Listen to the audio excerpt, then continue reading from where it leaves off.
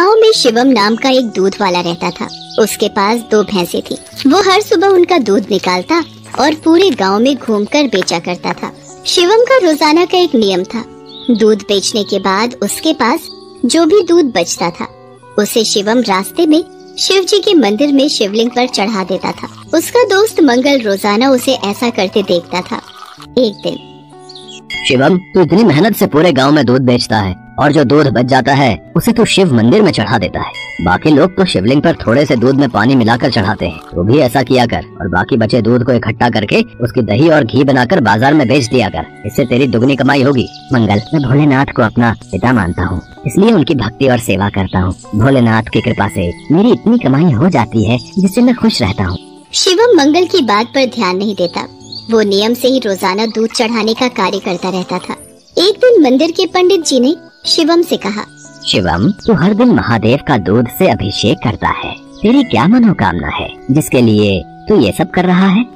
पंडित जी, मुझे भोलेनाथ से कुछ नहीं चाहिए। मैंने कई बार कुछ लोगों को दूध में पानी मिलाकर चढ़ाते देखा तो मुझे लगा भोलेनाथ पानी मिला दूध पीकर कमजोर न हो जाए, इसलिए मैं उनको दूध चढ़ा देता हूँ।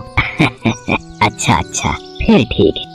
एक दिन गांव में तेज बारिश हो रही थी। बारिश के कारण शिवम दूध बेचने नहीं जा सका। उसका आज सारा दूध बच गया था। उसने सोचा, आज इतना दूध बच गया है, मैं इसे शिवलिंग पर चढ़ा आता हूँ। शिवम, ये दूध तो बहुत सारा है, ये तो बहकर खराब हो जाएगा। तो फिर मैं इस दूध का क्या करूँ? पंडित जी, मैं ये दूध घर वापस भी नहीं ले जा सकता और ऐसे तो ये दूध खराब हो जाएगा। तुम एक काम क्यों नहीं करते?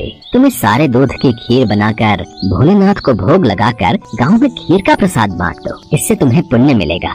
पंडित जी, ये तो आपने बहुत अच्छा विचार बताया है। मैं अभी जाकर बाजार से खीर का सामान लेकर आता हूँ।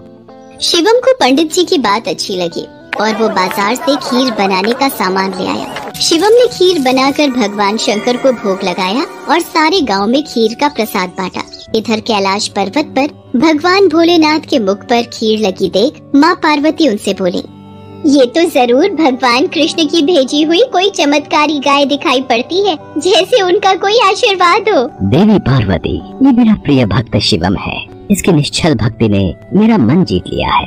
ये मुझे अपना पिता मानकर मुझे प्रतिदिन दूध और खीर का भोग लगाता है। ये मेरी चिंता करता है और मुझे बिना पानी मिला दूध चढ़ाता है। मेरे भोले भाले भक्त की भावना देखो, ये समझता है कहीं मैं पानी मिला दूध पीने से कमजोर न हो जाऊं, इसलिए ये दूध से अभिषेक करता है। प्रभु, फिर तो अपने इस भक्त पर कृपा करने के लिए हमें इसकी परीक्षा लेनी चाहिए। तो देर किस बात की देवी पार्वती, हम अभी पृथ्वी पर चलते हैं और अपने भक्त शिवम की परीक्षा लेते हैं। भगवान शिव और देवी पार्वती ने सेठ सेठानी का भेष बना लिया और शिवम के घर पहुंच गए। नमस्ते जी, कहिए आपको मेरे से क्या काम है? हमने तुम्हारे बारे में बहुत सुना है। तुम बहुत ताजा और शुद्ध दूध बेचते हो, इसलिए हम तुमसे दूध खरीदना चाहते हैं। तुम रोजाना अपना सारा दूध हमें बेच दिया करो। हम हर दिन तुम्हारा सारा दूध खरीदेंगे और तुम्हें दूध बेचने के लिए पूरे गांव में भागना भी नहीं पड़ेगा। हमारे लोग यहीं से दूध ले जाएंगे और पैसे तुम्हें दे देंगे। मैं आपको सारा दूध नहीं दे सकता। मेरी भैंसें जितना दूध देंगी उसमें से थोड़ा दूध मैं भोलेनाथ के अभिषेक और खीर के प्रसाद के लिए रखूंगा। पर हमें तो रोजाना बहुत दूध चाहिए और तुम सारा दूध दे दो, भले ही दाम 4 गुना ले लो, तुम्हारी अच्छी कमाई हो जाएगी। नहीं सेठ जी, मैं आपको सारा दूध नहीं दे सकता। आपको दूध लेना है तो मैं शिव मंदिर के हिस्से का दूध अलग करके ही आपको दे सकता हूँ, नहीं तो कोई बात नहीं। चलो भाग्यवान, हम कहीं और से दूध पता कर लेंगे। ये तो कोई बहुत बड़ा शिव भक्त जान पड़ता है। सेठ और सेठानी वहाँ से चले गए। कुछ दूर जाकर उन्होंने एक गरीब ब्राह्मण का भेष बना लिया। देवी पार्वती, अब हमें अपने भक्त की परीक्षा किसी और तरह लेनी होगी। भगवान शंकर और माँ पार्वती मंदिर की सीढ़ियों पर बैठ गए। शिवम दूध बेचकर मंदिर जा रहा था। उसने एक गरीब ब्राह्मण ब्राह्मणी को रोते देखा।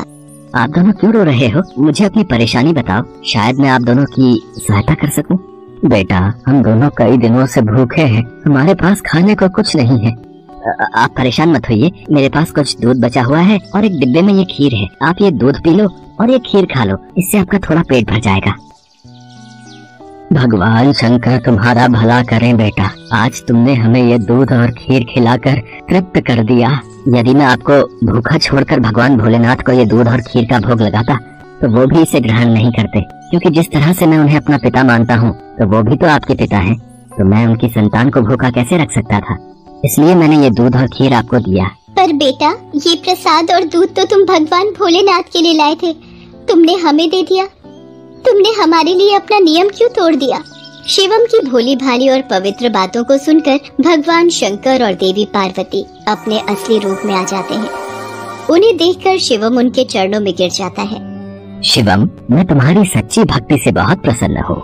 मांगो, क्या मांगते हो? प्रभु, मुझे आपकी भक्ति के सिवा और कुछ नहीं चाहिए। मुझे आपकी भक्ति करके जो खुशी मिलती है, उससे बढ़कर मेरे लिए कुछ भी नहीं। शिवम, तुम मेरे सच्चे भक्त हो।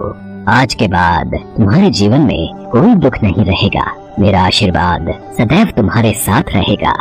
शिवम को अपना आशीर्वाद देकर भगवान शंकर और माँ पार्वती अंतर ध्यान हो जाते हैं। उस दिन के बाद शिवम का जीवन सभी प्रकार के सुखों से भर जाता है।